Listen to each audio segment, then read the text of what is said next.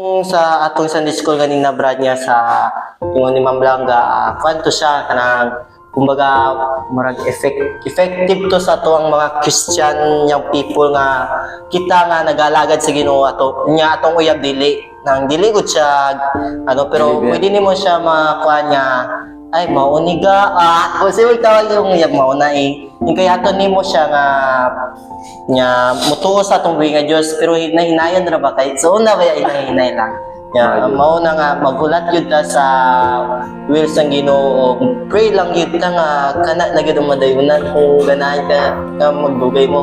Ikaw Brad, naara kayo gina-admire Brad? Ay sukad karon Brad naa na gyud kay una ang akong future sa amo ang panimalay dapat nakaset up na niya ikaduha ang palangga ta sa usara ka babae yun kay hindi man ta playboy dapat galagad ta sa Ginoo dapat isa-isa ra.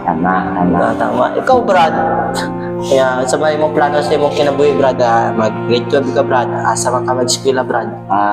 Ang plano ko sa pag-grade 12 ko, Brad, kay dila lang yapon ko sa akong eskwelahan. Kay bahala na wala award, basta may loyalty award. Correct. Pero dapat, Brad, kung loyal po ka sa imong eskwelahan, loyal po ka sa Ginoo. Kana gano'n labing mayo niya. Loyal ka, pitful ka, nagalagad sa Ginoo. Wala kay bisyo. Nga sigarilyo ka, wala. Wala. Kapag chicks ka, wala. Wala ko kasi garilyo.